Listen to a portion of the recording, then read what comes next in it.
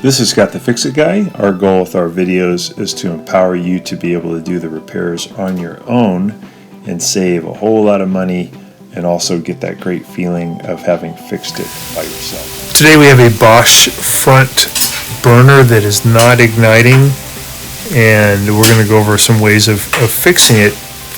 When I watch it, when it tries to ignite, I can see the spark is leaving the igniter too early down at the base. It's actually here on the front right igniter. So the best way to fix this is to remove all of the burner caps and to remove all of the burners, and then this silver spill plate is removable then. Also, there's a couple of little screws you have to take off near the front to take off the console, and then you can replace all the igniters. But sometimes the burners won't come off because the little screws that are holding it on are so corroded that they won't turn, or if you turn them too far, they'll break off. And if that's the case, then it may be actually pretty expensive to fix it, because you end up having to replace the burner heads, the screws, and you have to drill out the screws that broke. It's a real challenge. One thing you can do though is can thoroughly clean the screws and then put a little penetrating oil, let it sit overnight, and sometimes that will help to get the screw out. These screws come out with a Torx 15-bit, so we have one of them broke here on the front one, and the other one is actually turning. So I'm going to spin that one out. I'll take off the burner and show you guys some steps you can take to get it going even without having to replace the faulty igniter. So this igniter has a small crack in it, in the porcelain, and it's letting out the electricity too soon. So we're going to go over a trick you can use to get it working at least for a while. So if you wanted to do it properly, to remove all the burner heads, you'd have to get all these screws off. And I can feel that these are not moving. If I give it a little bit more pressure, it'll snap them off. So you don't want to do that. If you break one of them, it's okay. It's still going to work fine.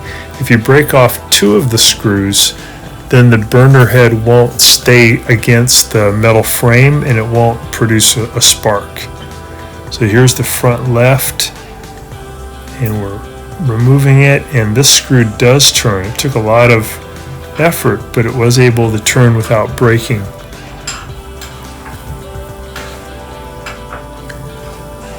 And then this one wouldn't move, but when I finally got to move, it just snapped the head right off. So at this point I'm thinking I don't really want to damage any more, so I'm going to just address this one burner that's having trouble and try to do a workaround for the igniter.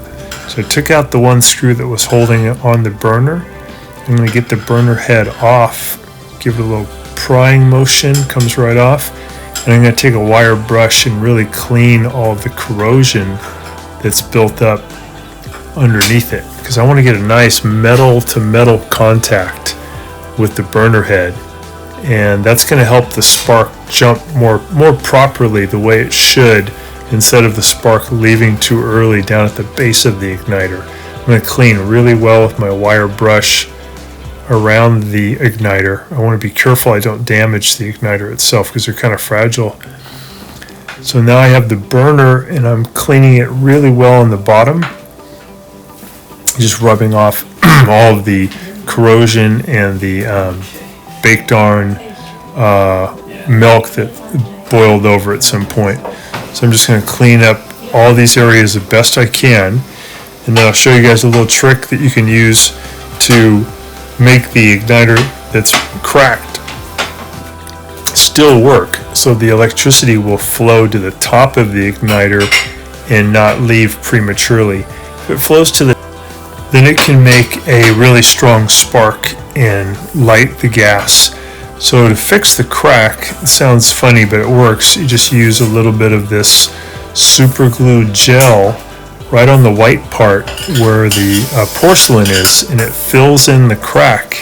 You let it dry, and then it totally works. It sends a spark, and that part of the igniter doesn't get super hot, so the crack will be sealed and you'll have a functioning igniter. It's best to replace it with a good igniter when you get a chance. Alright, thanks for watching. Thanks so much for watching our video. We really appreciate your support. And when you get a chance, please press the subscribe button below so you can be subscribed, and also the notification bell so we can send you more videos about appliance repair. Please also give us a thumbs up if you enjoyed the video. If you really liked the video and it really helped you, please press this new applaud button and you can show your support and also get a nice clapping hands for your video. Thanks again.